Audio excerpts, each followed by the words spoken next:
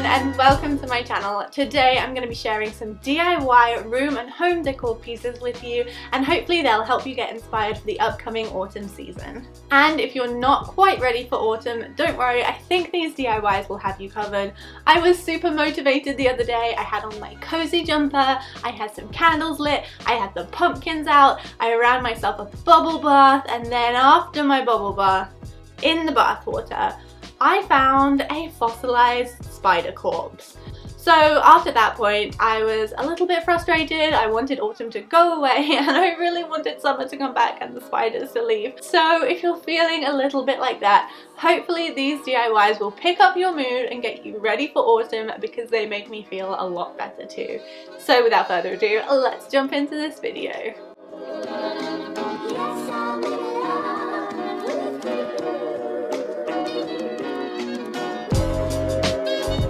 First up, I'm going to show you how to make these adorable little plush pumpkins. They're super squishy, and I came up with these because it's really difficult to find pumpkin decor and autumn decor in England. We kind of just do the Halloween thing. So I was like, where am I going to get some pumpkins? And I came up with this idea about how to make some that I think you guys are going to love. So let's get into it. So for this DIY you'll need an old sweater and the magic ingredient, I guess, a hair donut. They're super cheap and easy to find. So take your hair donut and make sure that it fits the size of the sleeve of your sweater, and then cut the sleeves off. Then open the sleeve up and slide the donut in. Make sure it goes as far down into the sleeve as possible.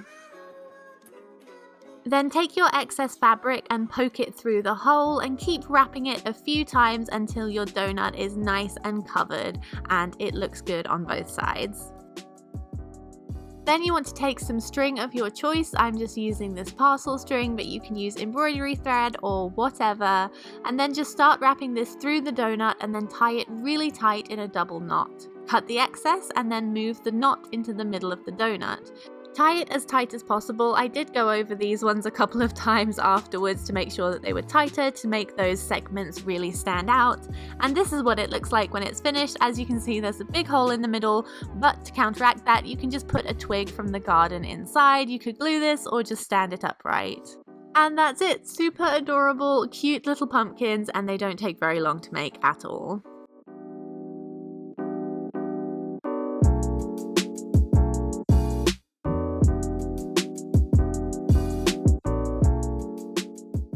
Next, for those of you who like more minimal decor pieces, I came up with this, which is a very simple take on an autumn wreath, and I think it's something that you can leave up all year round. So let me show you how I made it. For this DIY you'll need a large embroidery hoop and some flowers of your choice. So take the embroidery hoop apart and use the inside, and then I'm taking these flowers from Poundland and I'm cutting off the leaves from this rose because they were perfect for this project, and then I'm using this kind of faux baby's breath as well and cutting the stems off that. Then really all you're going to do is glue down your leaves first and get a nice thick coverage of leaves, and you just want to do this for about a third of the wreath. When you're happy with that, you can then go ahead and add in your flowers. I decided to go for white flowers because I'm not really going with that kind of orangey burgundy theme this year. I wanted something a little bit more fresh looking and something that could probably last into spring and summer next year too. When you're done, just go and hang it on a hook on the wall, and this is what it looks like. It's so simple to make, it probably only took 5 minutes.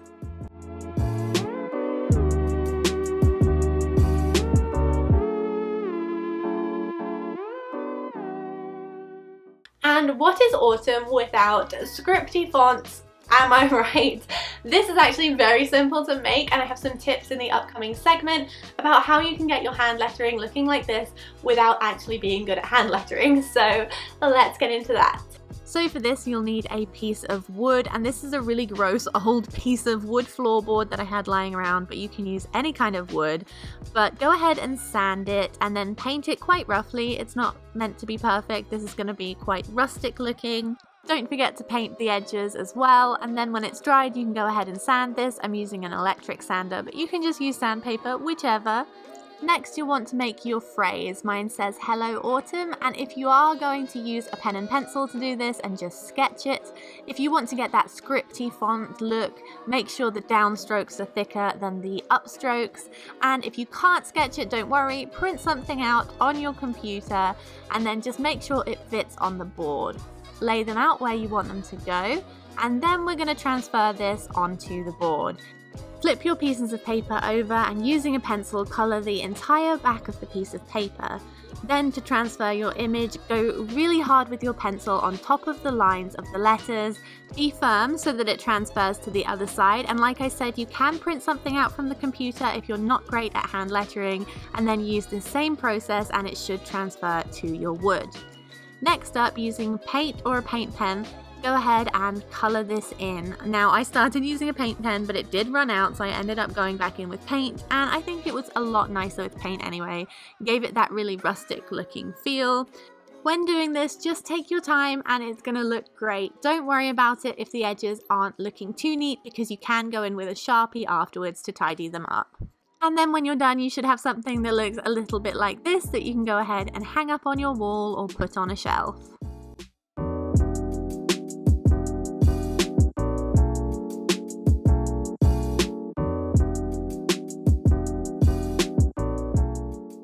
And then to make my bedroom feel super cozy, I came up with this sweater cushion cover. It's so soft, and it's also got felt balls along the side. Felt balls are not pom-poms, very different thing. It's not just another pom-pom pillow, I promise. It's actual felt balls, so very different, 100%. Definitely not pom-poms. Let's get into it. So for this, you'll need another old sweater. I picked this up for 50p at a car boot sale. Turn it inside out and then go ahead and cut the sleeves off, making sure that they're in line with the sides of the sweater.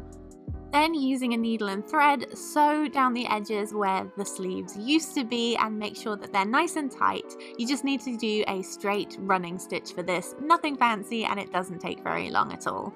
This is what it should look like. Next, go ahead and do the same thing for the bottom of the sweater, just use a straight stitch and go along the line. Then, when you've done that, turn your sweater inside out and stuff your pillow through the opening at the top. To close this completely, just pull at the edges of the sweater to create a straight line that encompasses the hole where the head normally would go. So then once you've done that, you can just sew this up again, use a straight stitch or just do an overhead stitch. I'm not sure if that's what it's called, but I'm just pulling this over, as you can see, and popping my needle through and then just pulling it over again. I'm not very good at explaining this, but hopefully you can see what I'm doing. Then I'm using the felt balls, and I was going to put them on the front, but I thought that would be kind of uncomfortable to sit on, so I went with down the edges, and I went with a bunch of different colours, and then all I did here was sew them on by hand, which took, I'm not gonna lie, about an hour and a half, 2 hours, but it was worth it. And I did most of this off camera, but when I did this, I did the middle one first and then the two outer ones, and then went and did all the middle ones just so that they were evenly spaced. Then that's it, your cozy sweater pillow is ready to go on your bed or your couch or wherever. So those are all the DIYs for today's video. I really hope you guys enjoyed this. Do let me know if you make any of these, I'd love to see them, and please tell me in the comments down below what your favourite thing about autumn is, because I'd love to know. Thank you guys so much for watching. I hope you have a great week, and I'll see you next time. Bye. Okay, let's go. So hey guys, all you're gonna need today is just some balls, and that's about it. And maybe a little, just a smidge of creativity, maybe. You know I made that cover out of a sweater, right? Not really. Get out! Go! Ugh.